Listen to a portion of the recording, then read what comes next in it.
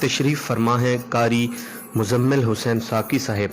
آپ پانڈوال ایک خوبصورت گاؤں ہے ہمارے ضلع کا، وہاں سے بلانگ کرتے ہیں، اور ڈیرہ میاں صاحب یہاں کا ایک بڑا خوبصورت اور ایک بڑی محبتوں بھرا آستانہ ہے.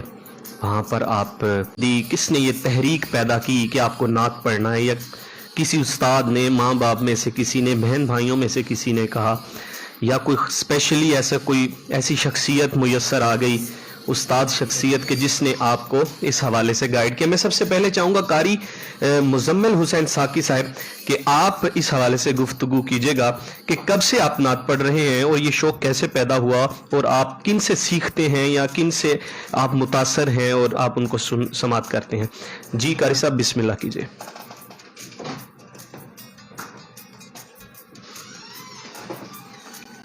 بسم اللہ الرحمن الرحیم.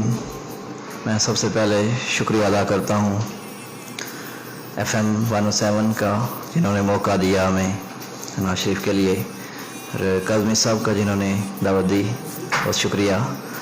جی کاظمی صاحب، مجھے بچپن سے شوق نعت شریف کا تھا. ماشاءاللہ. جب سوتے تھے تو والدہ نعت سن کر جو ہے اس کے بعد سونے کی اجازت دیتی اس کے، لیکن مائک پر جب نعت پڑھی وہ آستانہ لیا ڈیرہ حضرت میاں صاحب قدس شریف پر. ٹھیک ہے.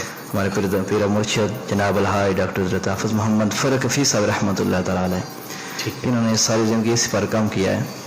ان کی نگاہ خاص سے یہ کرم ہوا، وہاں سے میں نے نعت مائک پر اسٹارٹ کی. اس کے بعد میرے استاد قاری عادل شہزاد صاحب، ٹھیک ہے، قاری اعظم صاحب، جی جی، اور خصوصی جو قاری مبشر صاحب باقاعدہ نعت کی کلاس دیتے رہے ہمیں. قاری مبشر حسن صاحب جو سیرے سے جی قاری مبشر حسن صاحب. جی میں ان تمام شخصیات جن کا آپ ذکر کر رہے ہیں ان کو خراج تحسین پیش کرتا ہوں. اللہ تعالیٰ انہیں سلامت رکھے اور اس کا اجر عظیم عطا فرمائے. قاری مبشر حسن صاحب کی بات ہو رہی تھی، آپ گزشتہ ایک پروگرام میں ہمارے پروگرام کا حصہ رہے. بڑے خوبصورت ثنا خوان ہیں اور سرکار دو عالم صلی اللہ علیہ وآلہ وسلم کی ثنا کا حق ادا کرتے ہیں.